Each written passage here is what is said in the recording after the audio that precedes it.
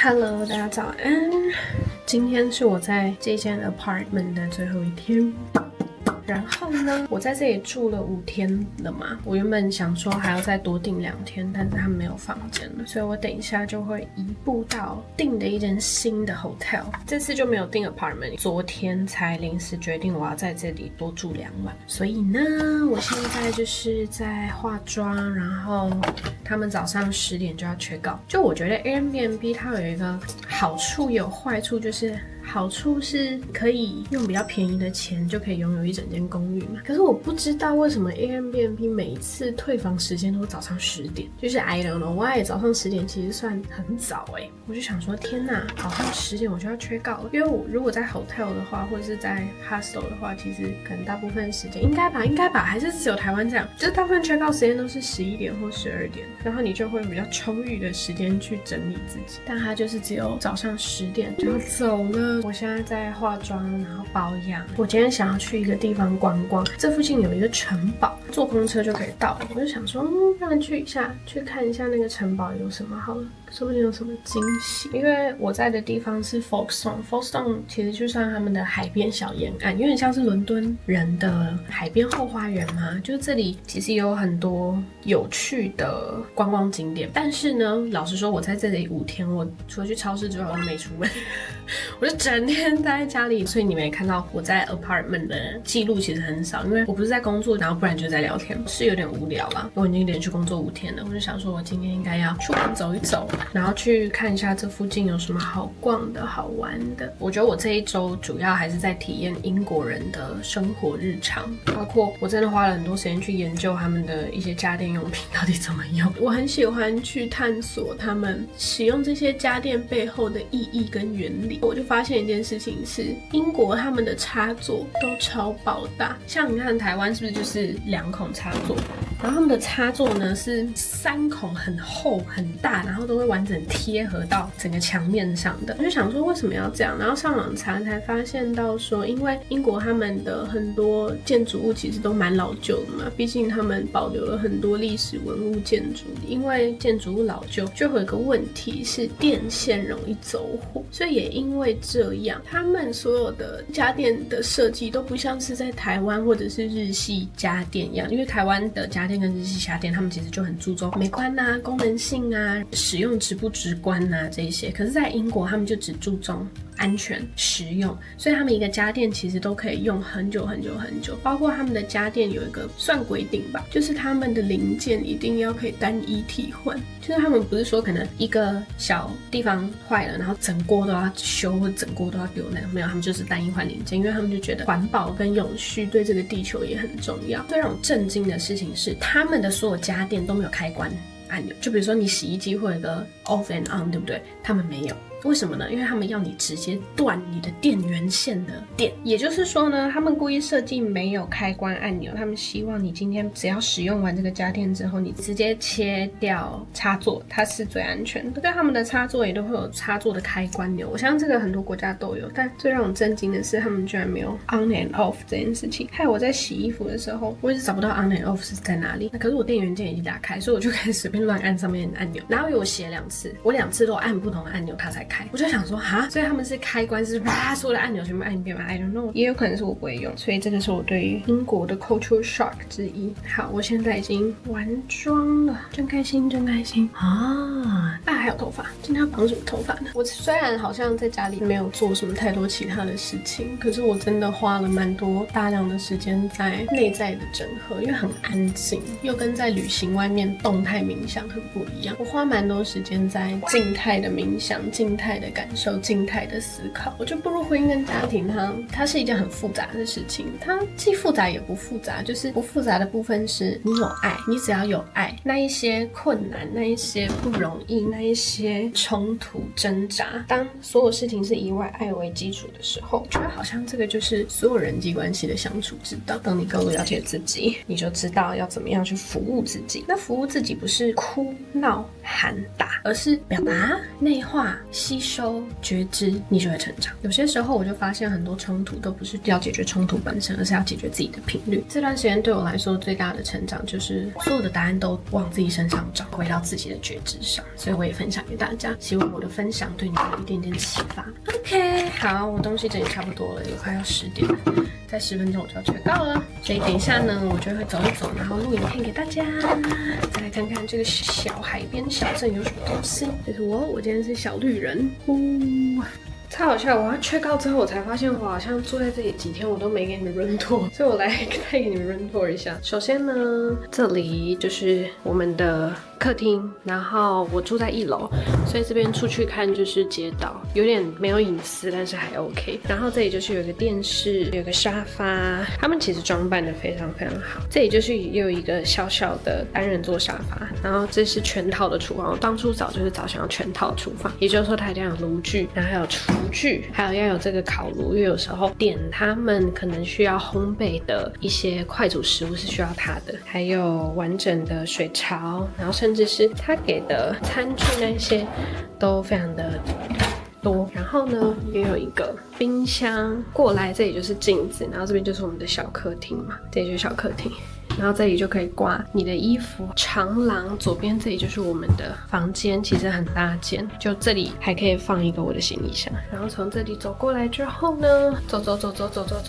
这里就是浴室，浴室也算还蛮大的，有个浴缸，但是我不太敢用，就空间都还 OK。这是我的脚，我跟你说，因为这台相机它很容易跑来跑去，所以我在录的时候没有办法马上这样直的录。然后出来之后，这里就是一些洗衣机，有的没的，这就是整个房间的room tour。然后我这样目测大概应该也有个20平左右，就我自己觉得蛮大的。主要是因为我在找这里的时候，我需要公共空间很大，因为毕竟我大部分时间都待在家里，我又要录制影片什么，所以背景一定要很漂亮。我住在这里一晚其实很便宜，才台币2700左右而已。所以其实我真的觉得每一个国家他们不太一样，可是以我现在住过的地方，无论是澳洲还是这里都没有很贵。台湾的住宿费真的相对起来还是偏贵许多，所以你们看这么大间，然后一晚才不到3000块，算是非常非常便宜的价钱，然后你又可以自己煮饭来吃。所以旅行其实不一定真的很贵，但是看你会不会找，跟足不足够了解你的需求。如果你找到，宇宙一定会给你。所以我接下来要来 check out 了，拜拜。这个我住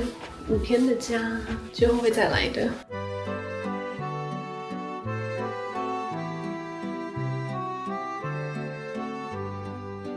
Kerzen flackern sanft im Raum, ein goldener Glanz, ein heller Traum. Die Luft, sie duftet süß nach Wein, ein Königstag, so soll es sein. Oh, wie edel, wie fein, im Walzerschritt, so rein, der Glanz des Festmahls so klar. Wir tanzen, wir leben, wunderbar. 英国现在水池还是有一点冷哈，现在太阳很大，我不想戴墨镜，因为我就是想这个太阳晒着我。我觉得我应该等一下要去买个围巾，风吹来实在就很冷，就是你没有风你都觉得还好，但是一有风你就觉得 Oh my God。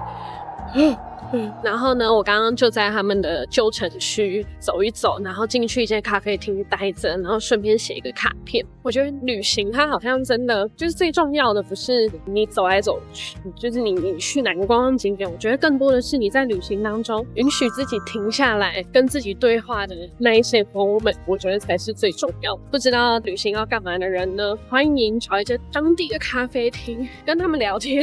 如果你愿意交朋友的话，可是同时也体验他们当地的氛围。因为像我刚刚其实虽然在买咖啡，对不对？但是我在写卡片坐在旁边的同时，也一直在偷听他们在讲什么，我想知道他们聊的日常，他们的 small talk。这对我来说，路人观察日记跟观察当地的生活形态，也是旅行很重要的一部分。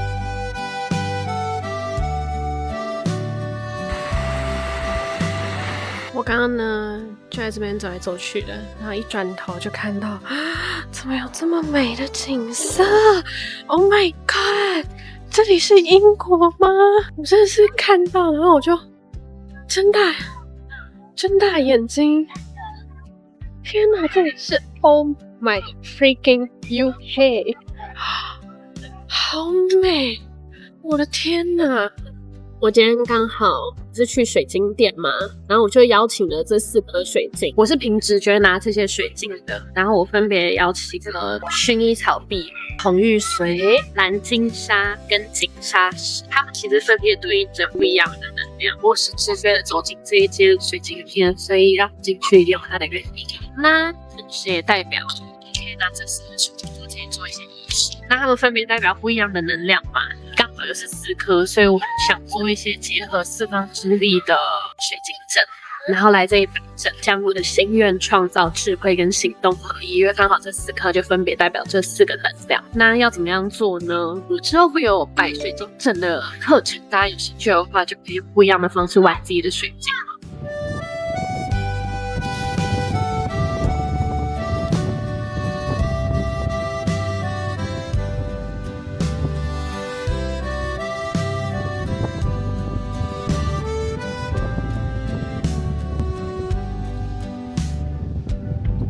我也跟大家分享一些能量的小配方，因为我刚好邀请4颗嘛。水晶呢，它是一个从大自然淬炼的一个产物。那今天水晶已经有连接，我就想要把水晶当做我的一个能量通道，放置在今天的这个频率跟记忆场。因为这颗水晶已经被我的能量给激活了，所以它会变成我的一个频率锚点。当我把它留在此地的时候，它也会变成一个通道，去帮助我与这一片产生一个通道之地，去连接在这片土地的大意识的水晶。它会帮助我把在这里觉醒的意识、祈愿跟光固定在这个能量网格上面。当我需要的时候，我就可以连接，透过这个水晶连接自己的场域，然后来帮助我调背包。然后呢，我打算放红玉髓，因为其实红玉髓代表行动，所以我留下红玉髓，就代表说，当我行动力很低潮的时候，我可以透由这个水晶来传送在这里的状态、热情跟动力回来。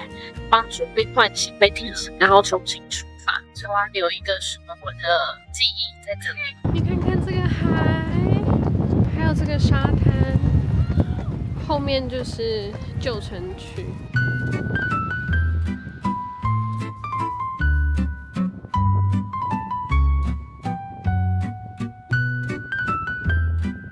我跟大家讲，这里实在是太美了。可是我其实有点担心，这样讲话会不会被整个海风这样呼噜呼噜呼噜？希望不会。你看，我想说被推风好像比较好一点，但这个画面似乎不太雅观。我要跟大家讲，这里到底有多美？你们看我面前的画面是这么的美。虽然现在是冬天，但是还是有很多人住在这里。那我来分享，就是这里的 Folkestone 啊，我们现在前面看到的这一片海，它其实是冰河时期冰川融化的海。也就是说，就是在1万年前，原本英格兰跟法国，他们其实陆地是我们人类可以看得见的。什么意思呢？就是在冰川还没有融化的时候，这一整片陆地是都在海平面上面。只是因为随着地球暖化，各方面海平面上升，所以这片海就慢慢把这一片陆地给覆盖。覆盖之后呢 ，Folkestone 它就变成当时非常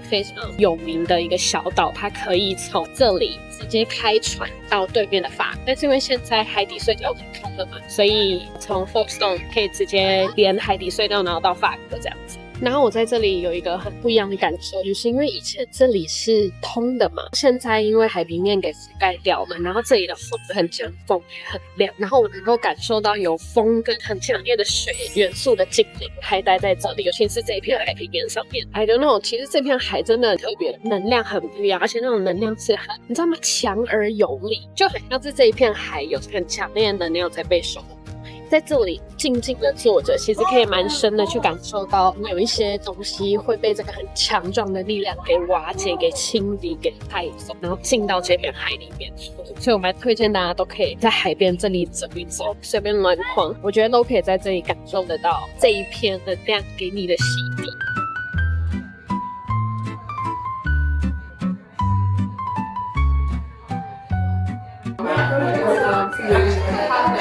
我现在来到他们的一个叫货柜屋吃的饭，然后我点了taco，在英国吃饭其实蛮贵的，这样子一个咖啡跟一个taco差不多就是台币800块，跟他们很有名的炸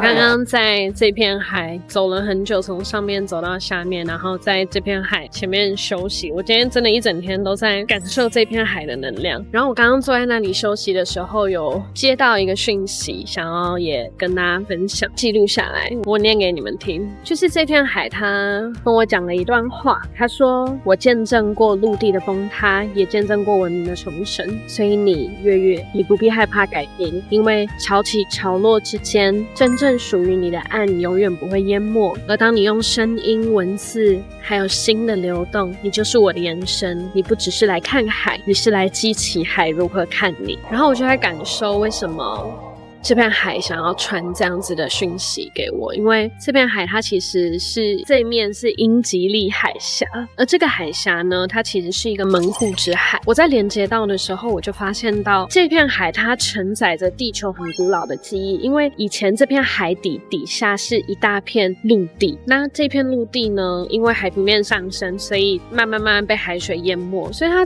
带着一个很独特的记忆。原本这个点呢是北大西洋跟北海的交汇点，然后在很古老的亚特兰提斯帝国跟这里居住的人们的记忆称之为这里是一个通往意识新街道的门，所以它的水流动很强，然后它的潮起潮落也很激烈，这也意味着这片海其实带着一个很强烈转化变化，就跟我们的灵魂流动一样的一股能量，而它对应的又是喉轮的天际线，所以这里也被称作为亚特兰提斯的北门，这里有个很强烈的能量网格在这个地方。刚刚那一段话，我觉得想要传讯给我的意思是，你看这里经历过第二次世界大战，在这一片土地的古老记忆里面，他看过世界千变万化的样子，改变就是唯一的不变，也是他想要传递的一个讯息。所以他一直在提醒我，不要害怕改变，也不要害怕失去，就像海浪一样，有潮起有潮落，真正属于我的东西它是不会被海浪给吹走的，属于我的从来都不是物质，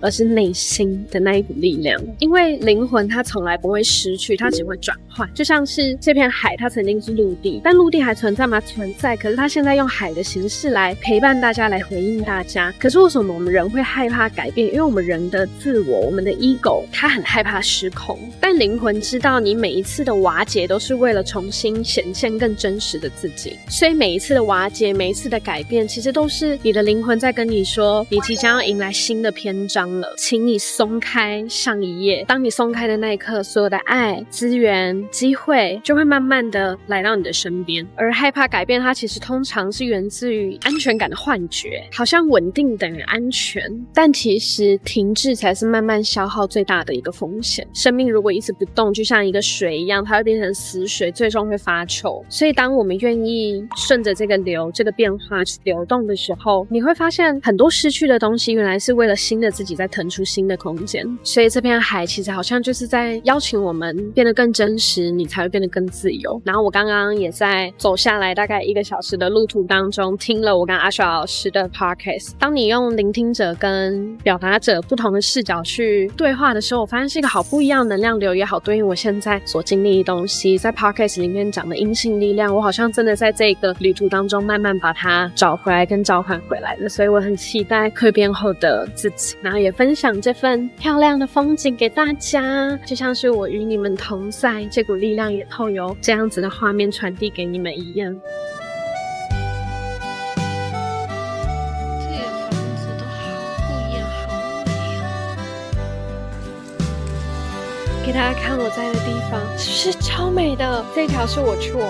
hotel 的路上，我就看到这里有一个教堂，然后我就想说，哇塞，也太美了吧！然后走进来，我就发现这里的能量超不一样。还有一个能量很不一样的事情是，你们知道其实这里是一个墓园吗？我后面的这一些其实都是一个又一个墓碑，然后它非常有趣，这里的墓园完全没有像台湾的墓园的那种很阴湿的能量，我觉得更多的事情是他们把很多祖先跟很多祝福安放于这个地方，所有东西它真的都是能量，并不是死亡它就代表着阴暗。更多的事情是，如果你看待死亡的时候是一种喜悦，是一种祝福，是一种存留，是一种温暖的感觉，你就会发现这里的能量会完全换一种是，尽管可能事物是一样的，可是你在这里完全可以感受到，反而是那一种可能因为这个教堂是当地很有名具有代表意义的女性修道院的院长，所以这里又有一种很阴柔很水的一股力量在这个地方。